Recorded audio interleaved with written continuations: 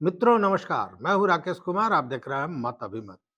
मित्रों, नीतीश कुमार के कभी खासम खास रहे आरसीपी सिंह। आरसीपी सिंह क्या, जदयू में वापसी की चर्चा लगातार चल रही है और इसको लेकर आपको याद होगा पिछले दिनों ललन सिंह ने एक बड़ा बयान दे दिया था। उसके बाद लग रहा था जैसे अ, एक तरह से कहें कि जदयू में दो फाड़ तो है। हालांकि अभी आरसीपी जदयू में नहीं है, लेकिन नीतीश कुमार जैसा जैसी चर्चाएं चल रही हैं कि नीतीश कुमार भी चाहते हैं कि आरसीपी अब वापस अपने घर आ जाए। लेकिन ललन सिंह के बयान ने इन सारे चीजों पर एक बार फिर कंट्रोवर्सी पैदा कर दी। अब देखिए, आपको याद होगा वो दिन जब आरसीपी जदयू के या यूं कहें कि नीतीश कुमार के सबसे नजदीकी हुआ करते थे। उस समय एक चर्चा चलती थी आरसीपी टैक्स की। अब वो टैक्स क्या था मुझे नहीं पता, आप बेहतर जानते होंगे, लेकिन आरसीपी टैक्स की बात हमेशा चलती थी। और आज जब बसंत पंचमी है, सरस्वती पूजा है, इस उपलक्ष्य में आरसीपी सिंह गए थे पटेल छात्रावास। पटेल छात्रावास में उन्होंने माँ सरस्वती की पूजा अर्चना की। उसके बाद वहीं जब पत्रकारों ने उनसे पूछा तो उन्होंने एक शब्द कहा कि हम लोग तो सरस्वती पुत्र हैं, लक्ष्मी पुत्र तो है नहीं। लेकिन आपको याद होगा वो समय जब आरसीपी सिंह जदयू के कहें या नीतीश कुमार के कहें सबसे नजदीक थे, तब आरसीपी को सीपी सिंह को सरस्वती पुत्र नहीं, लक्ष्मी पुत्र के रूप में देखा जाता था। लक्ष्मी के सबसे बड़े सेवक माने जाते थे। और हम सब लोग जानते हैं कि सरस्वती पुत्री हैं। हम लोग तो लक्ष्मी पुत्र नहीं हैं, हम लोग सरस्वती पुत्र हैं। और सरस्वती जी की हम लोग जो आज पूजा करते हैं, आप जानिए कि पूरे विश्व में सभी प्राणियों को अगर पहली बार वाणी देने का काम किया तो माँ सती ही रही। अगर नहीं तो फिर आरसीपी टैक्स कहाँ से आ गया, ये मामला कहाँ से आया। लेकिन ये सारी चीजें गौण है। अब देखिए मामला क्या है। मामला यह है कि जदयू में आरसीपी के आने के पहले ही एक तरह से कहें कि भूचाल पैदा हो गया है।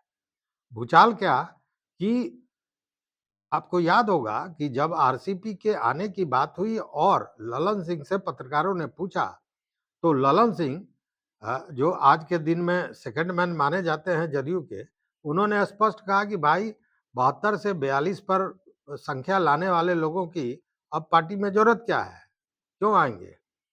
और यह बात जब सामने आई उसके बाद एक हड़कंप मच गया कि आखिर लॉक उसके इस पार्टी में आरसीपी को पुनः वापस आने से रोका कैसे जा सकता है, और वह भी रोकने वाला कौन है, ललन सिंह है।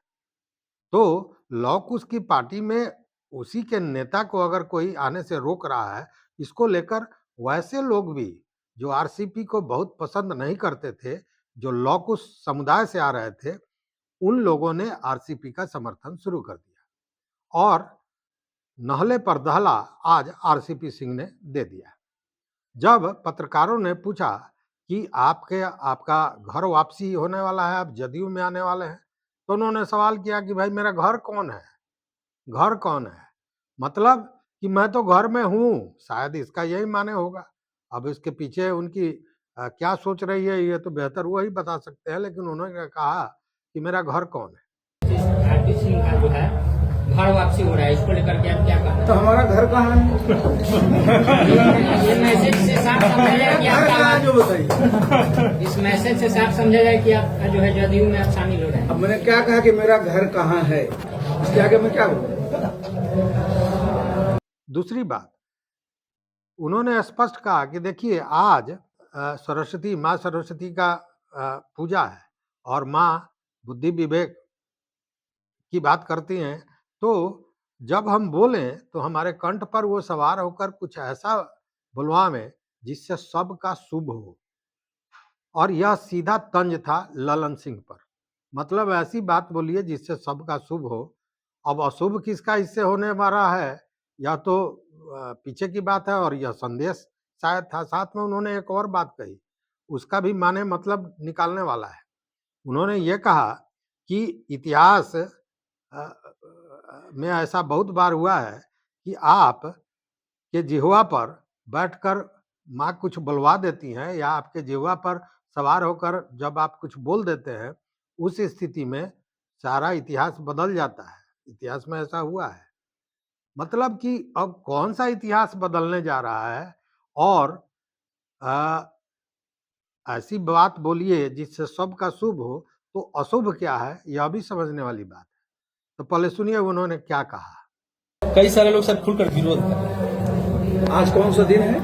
आज माँ सरस्वती पूजा कर रहे सरस्वती। और माँ सरस्वती बुद्धि विवेक की माँ है। तो मेरा तो सभी के लिए माँ सरस्वती से यही अनुरोध हो कि हम जितने भी पब्लिक लाइफ तो जब भी हम किसी चीज के बारे में बोलें तो हमारी कंठ में बैठ कर करके ऐसी भाषा का प्रयोग करें जिससे कि सबका शुभ हो। क्योंकि आप जानते ना कि कई बार वो इतिहास में कई लोगों की जिह्वा पर बैठ गई तो पूरा इतिहास ही बदल गया। तो मैं यही प्रार्थना करूंगा उनसे कि अगर किन्हीं को अपनी बात को रखें।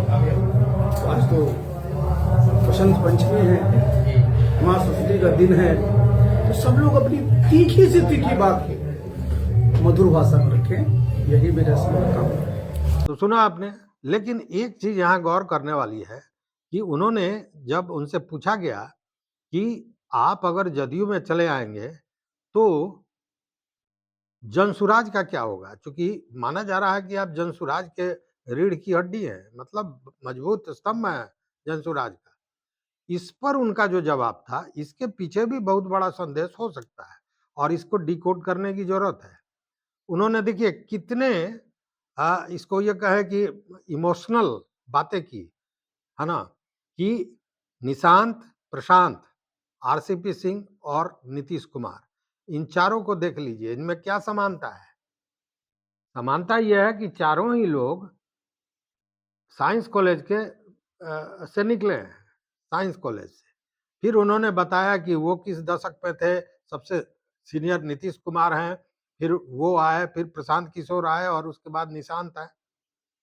मतलब कि इन चारों लोगों को एक साथ जोड़ने की बात उन्होंने कही। तो इस पर जब पत्रकारों ने ये पूछा कि क्या जनसुराज जदयू के साथ चला आएगा, तो हंस के उस बात को उन्होंने टालते हुए ये कहा कि वो तो साथी थे, पहले साथी थे। 15 में उन्होंने काम किया, 1 साल नीतीश जी के साथ रहे हैं। अब यह सब जो संदेश है और इसके पीछे कौन सा खेल है, यह बात समझने वाली है। आप दोबारा से जदयू में ज्वाइन होते हैं, घर वापसी आपकी होती है, तो फिर जनसुराज का क्या होगा? क्योंकि जनसुराज का ये कहा जाता है तो बैकबोन आरसीपी सिंह ही है। देखिए एक बात आपको मैं बता दूं, इसको हल्के में मत लीजिएगा। लेकिन आपने जनसुराज का नाम लिया, प्रशांत किशोर, कई बार आप मीडिया में चलाते रहते हैं निशांत, तो निशांत, प्रशांत और मैं आपके सामने हूं और नीतीश बाबू, ये पहेली मैं आपके सामने रख रहा हूं। विचारों में हम लोगों में क्या एक रूपता है आपको पता है? हम लोग चारों लोग साइंस कॉलेज के विद्यार्थी हैं। क्या बात है। नीतीश बाबू सबसे सीनियर है, वो 60 के दशक में रहे। उसके बाद मैं था, मैं 70 के दशक में रहा। प्रशांत जी 80 के दशक में रहे, निशांत 90 के दशक में रहे। देखिए आप जनसुराज में आप बात कर रहे हैं, जितने लोग हैं जनसुराज में कौन लोग? आखिर प्रशांत जी भी कहाँ थे? यही थे ना।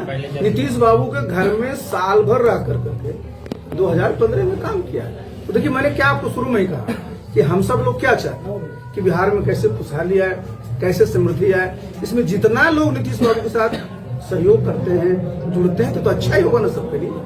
तो क्या आरसीपी कहीं ना कहीं पुल का काम तो नहीं कर रहे हैं जनसुराज और जदयू के बीच का?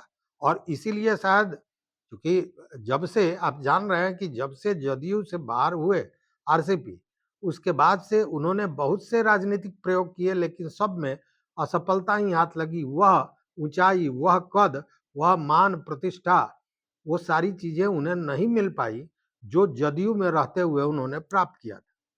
तो जदयू में तो स्वाभाविक है कि वो आना चाहेंगे, लेकिन क्या जदयू में आने के साथ ही वह एक पुल का काम कर रहे हैं प्रशांत किशोर और नीतीश कुमार के बीच? यह भी समझने वाली बात है। तो आप भी करिए विचार, और जो लेकिन पहले ये बात सुन लीजिए। तो सुना आपने, अब आप करिए विचार, और आपका क्या मत है, आपका क्या विचार है, जरूर हमारे कमेंट बॉक्स में बताइए। चैनल पर नए हो तो सब्सक्राइब कीजिए, लाइक कीजिए, दोस्तों के साथ शेयर कीजिए, और अपना विचार जैसा मैंने कहा जरूर दीजिए। बहुत बहुत धन्यवाद, कोटि आभार।